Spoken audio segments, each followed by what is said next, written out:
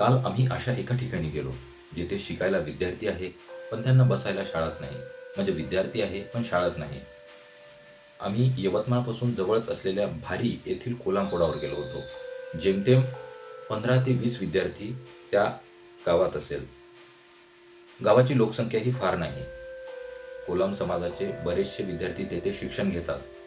त्यांना शिकवायला फक्त एकच शिक्षक आहे. गावात शाळाच नाही. गावाच्या चावडीवर ते आपली शाळा भरवतात. पहिली, दुसरी, तिसरी, चौथी, पाचवी, इवन 6व्या वर्गातलेही काही विद्यार्थी आम्हाला तिथे आढळले. प्रत्येक विद्यार्थ्याची मानसिकता वेगळी, प्रत्येक विद्यार्थ्याची ग्रास्पिंग पॉवर ही वेगळी. अशाही कठीण परिस्थितीत तिथे एक शिक्षक आहे. त्या शिक्षकाची तारेवरची कसरत म्हणजे त्या प्रत्येक विद्यार्थ्याला समजून सांगणे.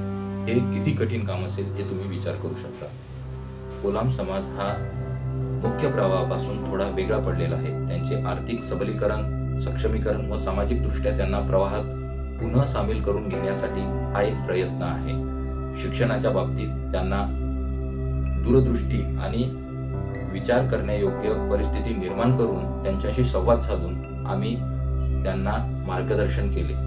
बँक ऑफ इंडियाच्या मदतीने काही शैक्षणिक साहित्य आणि आधार बहुउद्देशीय संस्थेच्या मदतीने काही साहित्य असे एकूण शैक्षणिक साहित्य कोलामपोडावरील त्या विद्यार्थ्यांना आम्ही दिले. तसेच तेथील पालक वर्गाला विनंती केली की शिक्षणाने काय होऊ शकते, शिक्षण तुम्हाला किती महत्त्वाचे आहे हे आम्ही त्यांना समजून सांगितले. चला तर बघूया छोटासा हा व्हिडिओ, परंतु शाळेची तळमळ असणाऱ्या विद्यार्थ्यांचा हा एक व्हिडिओ.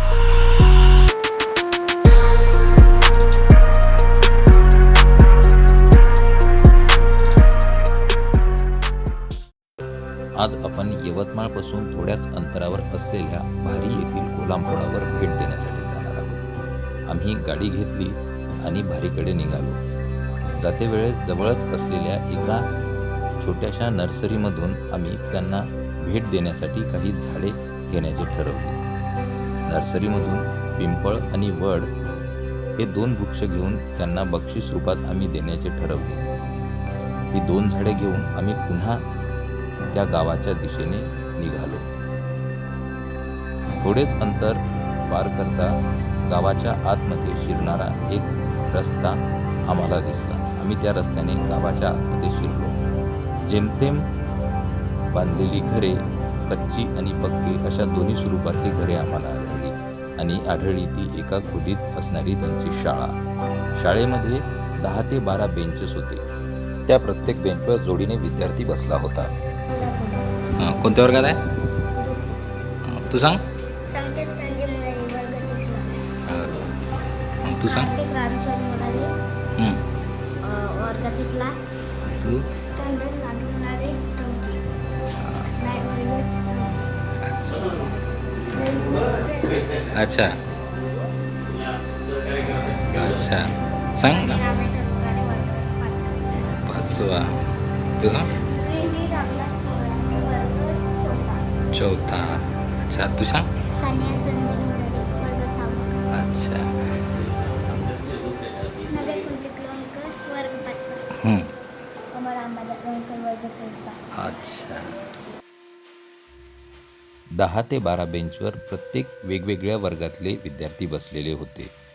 जोडी जोडीने, कुणी 5वीतला, कुणी 4थीतला, कुणी 3रीतला तर कुणी 2रीतला, असे प्रत्येक बेंचवर वेगवेगळ्या वर्गातले विद्यार्थी बसलेले आम्हाला दिसले. त्यांच्याशी संवाद साधून त्यांच्या समस्या जाणून आम्ही त्यांना मार्गदर्शन करण्याचा प्रयत्न केला. त्यांनीही हसत खेळत आमच्यासोबत संवाद साधला. त्यांचे येणारे अनुभव त्यांनी हसत हसत आमच्याशी शेअर केले. शिक्षणासाठी त्यांना येणाऱ्या समस्या आमच्यासोबत त्यांनी शेअर केल्या. शिक्षकांनी पुढील कार्यक्रम सांभाळला. अधिकारी लोक इथे उपस्थित आहेत. आदरणीय श्री किराम साहेब, मॅनेजर, सोबत शुभम सर, तुझेच भाऊ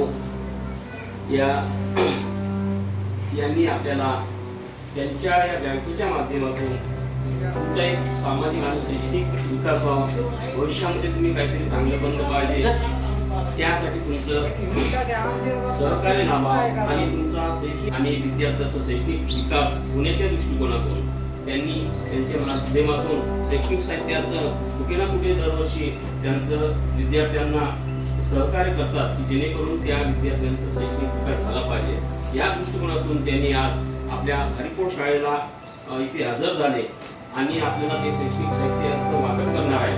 फाउंडेशन आहे त्या फाउंडेशनच्या वेळेस पण आम्ही असंच संघटित काम करतो. शिक्षण हा आमचा एक मूळ उद्देश आहे. कारण शिक्षणामुळे मातीचा गोळा जसा लहानपणी घडतो तसाच तो जसं घडवाल तसा तो मोठ्यापणी घडतो. त्याच्यामुळे शिक्षण हे खूप महत्त्वाचं आहे. त्याच्यासाठीच हा एक छोटासा उपक्रम आम्ही आमच्या बँकेतर्फे आणलेला आहे. शिक्षकांनी त्यांना जाणाऱ्या अडचणी आणि विद्यार्थ्यांच्या अडचणी, शाळेसंबंधितल्या अडचणी आम्हाला सांगून त्यांचे समापन केले. आम्ही लगेच आणलेले शैक्षणिक साहित्य, school bag, drawing book, notebook, pen, pencil हे सर्व साहित्य आम्ही विद्यार्थ्यांना हसत हसत त्यांच्याशी संवाद करत त्यांना प्रदान केले. काहीतरी मिळते आहे याचा त्यांच्या चेहऱ्यावर वेगळाच आनंद ओसांडत होता आणि आम्हालाही मोठे समाधान वाटत होते. एका सामाजिक बांधिलकीची जाणीव आम्हाला यामधून अनुभवायला येत होती की समाजाप्रती आपलं काहीतरी देणं लागतं आणि ते प्रत्येकाने दिलंच पाहिजे.